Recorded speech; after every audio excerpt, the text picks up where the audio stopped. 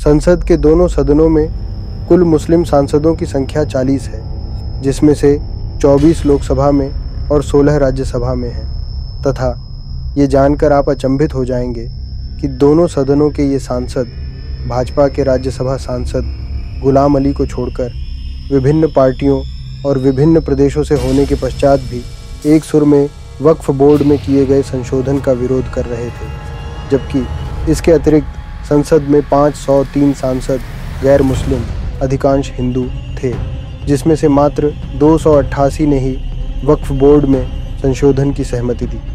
खैर, एक सेकंड के लिए ये कल्पना करें कि अगर स्थिति उल्टी होती और संसद में 503 मुस्लिम सांसद होते और किसी हिंदू बोर्ड पर चर्चा हो रही होती, तो आपको क्या लगता है कि क्या होता?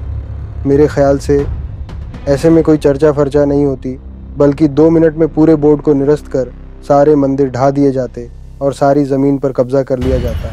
लेकिन हम चाह कर भी ऐसा नहीं कर सकते, और इसका कारण ये नहीं है कि हम कमज़ोर हैं, शांति के कबूतर उड़ाने वाले हैं अथवा डरपोक हैं, बल्कि इसका कारण ये है कि हिंदू इतनी कमाक्ल, स्वार्थी और आत्मघाती कौम है कि वो स्वयं अपने लिए ऐसा प्रबंध करती है और बाद में दूसरों को भाजपा, संघ, भाग्य या परिस्थिति को कोसती है।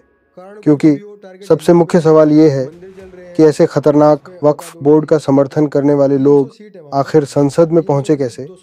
साधारण सी बात है कि हमने और आपने ही उन्हें वोट देकर संसद में भेजा है। अगर आपको इस बात पर ज़रा भी संदेह हो तो आप स्वयं अपनी टाइमलाइन ही चेक करके देख लो, जहां आज भी आपको ऐसी पार्टियों के हजारों समर्थक आपको दिख जाएंगे जो हैं तो हिंदू ही, लेकिन विभिन्न कारणों से, चाहे वो पैसा हो, पावर हो, जाति हो या कुछ और हो, ऐसी धर्मद्रोही पार्टियों का बेशर्मी से समर्थन करते दिख जाएंगे। ऐसे में दोष किसका है?